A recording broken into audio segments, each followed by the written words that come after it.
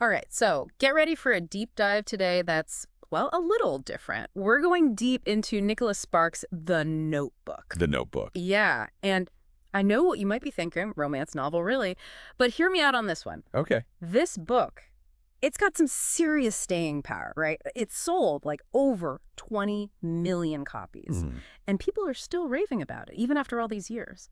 So that's our mission today, figuring out why this story, even if you're not a romance fan, just hits so hard. You're right. It's true. The Notebook is one of those books that seems to spark a ton of conversation, Yeah. like across the board. Yeah. And you're spot on about its staying power, right? I mean, that in itself speaks volumes about how the story manages to tap into these really universal themes, the kind that just resonate: love, loss, dealing with memory. Those things get us all. And the cross generations, too, not just one group. Totally. And Sparks, he doesn't waste any time either. Like, right off the bat, first line, you get this narrator saying, I am nothing special, but I've loved another with all my heart and soul, and to me, this has always been enough. Talk about a hook. It's like he's telling us, hey, my life, it might be ordinary, but this love story. Right. It's like anything but. So from a storyteller's point of view, what do you make of that opening? I think it's such a clever use of what we call a framing device. Yeah. We're not just getting a story straight up. It's like someone is telling us this story at a very specific moment in their life. Yeah. And those opening lines, boom, they hit you with these questions right away.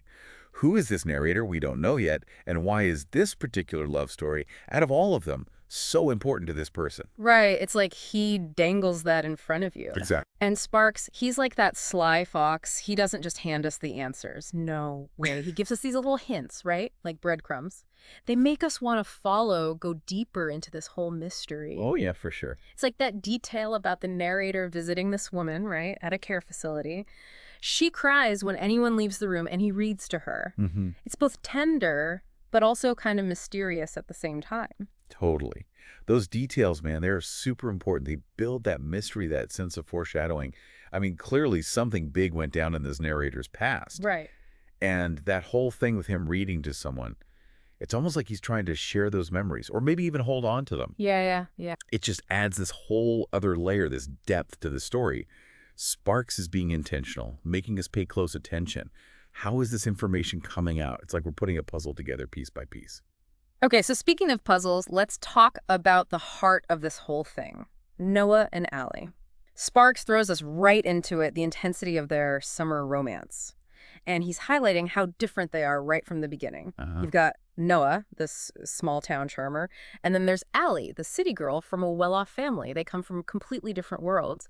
But that connection, Oh, yeah. it's undeniable. You can just tell. It's those little things, like when he's reading her poetry out loud or they're sharing those sunrises.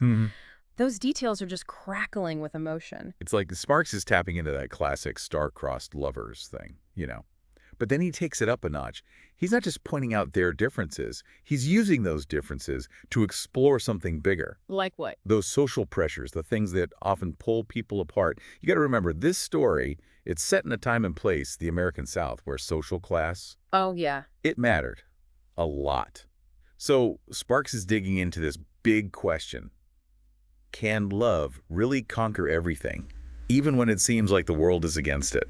It's a question that never gets old, does it? And it's a big part of why this story, even decades later, still feels so real, so relatable. But even though Noah and Allie are head over heels, there's this underlying tension, right? You can sense it. It's like their summer fling can't last forever. Right, you know what's coming. And sure enough, Allie goes back to Charleston. There's a misunderstanding. They get separated, and years go by. And that's where memory takes center stage. Years later, Allie ends up back in New Bern. Except now she's engaged. Lon, perfectly respectable guy, successful, fits into her world. But seeing Noah again, being back in those places where they fell in love, Oh, man. those memories, they come rushing back, and suddenly her whole world is upended. Yeah. Makes you think about first love, how powerful it is, Yeah. how it can stick with us, shape what we want, even when we try to move on. Totally. And speaking of places, can we talk about Noah's restored house for a minute? Oh yeah, that house. It's like a character in itself, this symbol of his love for Allie that just won't quit, a dream he's been holding on to for years. I mean, think about it. He pours his heart into rebuilding this house, knowing she might never even lay eyes on it. If that's not a grand romantic gesture, I don't know what is. Talk about a symbol, right? Yeah. That house, it's packed with meaning. Noah's dedication, the fact that time has passed, the potential for second chances. It's almost like the house is proof, this physical manifestation of how strong their love still is, Yeah. all that he still feels for her. And then there's that scene with Noah taking Allie out on the water. Oh, yeah. Surrounded by all those swans, it's like everything else just disappears. Like time stops just for them, Yeah. You can just feel that connection getting stronger. Totally. And that natural beauty all around them. It's like Sparks is using nature on purpose. Yeah. Right? It's this classic thing in these kinds of stories. Like a symbol. Totally. Nature has this beauty, but it's also unpredictable. Right. Just like what Noah and Allie are feeling. And speaking of unpredictable, that storm scene, Oh, man. it's intense. Intense is right. It's like Sparks took all the turmoil inside Allie and just like unleashed it. Onto the page. Exactly. She's completely torn. Between Noah and Lon. Noah makes her feel alive, Right. But then there's Lon, safe and stable, everything she's supposed to want.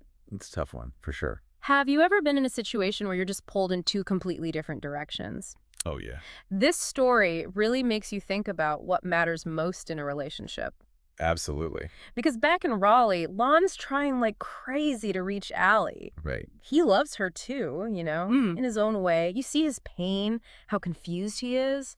It reminds you that love stories, they're not always simple. Two people. Definitely not. Often it's more complicated. Way more complicated. So Sparks, he doesn't shy away from those love triangles. Right. The messy stuff. Exactly. Because relationships are messy. Life is messy.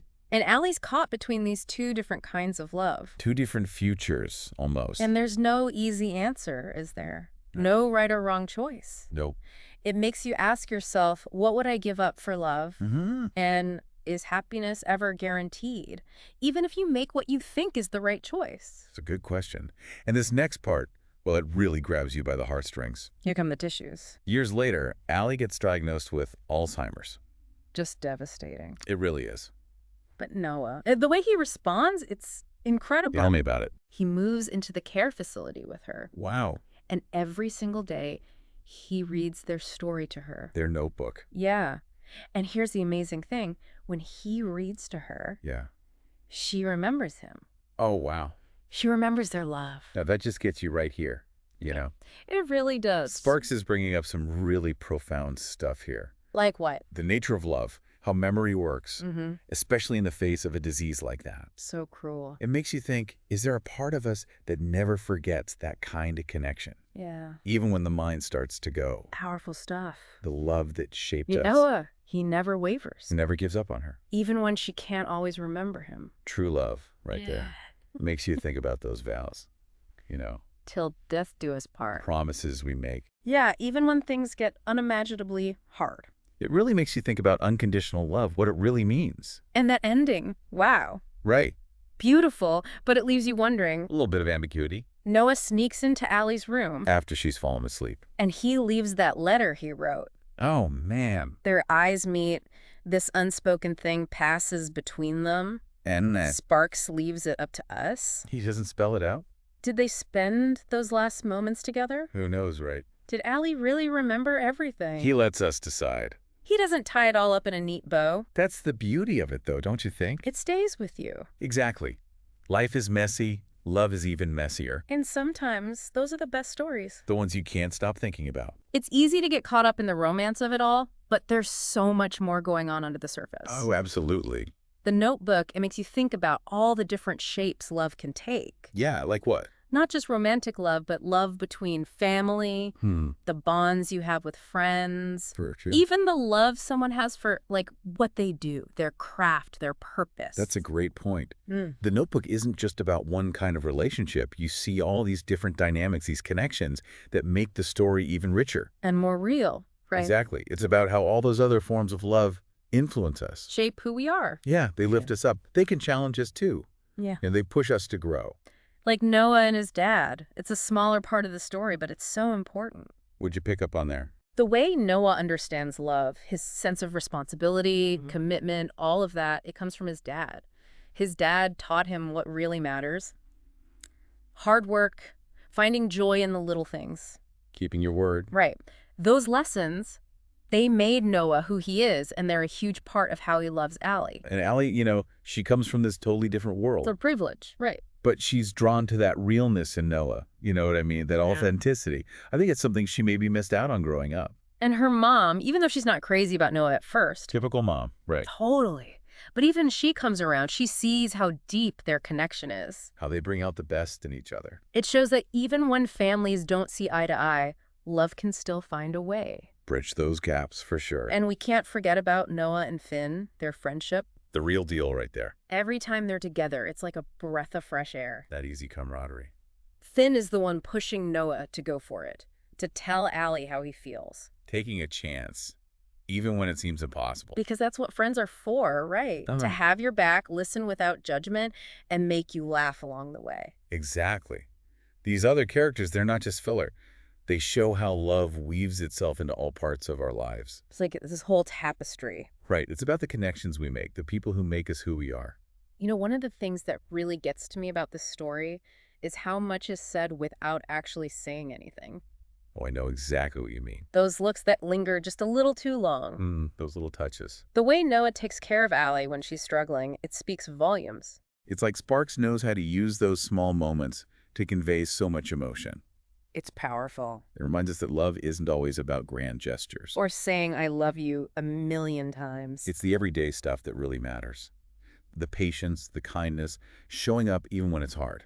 So as we wrap up our deep dive into The Notebook, Bittersweet, isn't it? what's the one thing you really hope sticks with our listeners? What do you want them to walk away with? I'd say pay attention to those quieter moments. The way Sparks uses language to make you feel something real. Because this story, it stays with you. It's about the paths we choose, the memories we hold on to, and the power of love, all kinds of love. It reminds us that even when we experience loss, there's still beauty to be found in our connections, the stories we share, and just the human heart itself.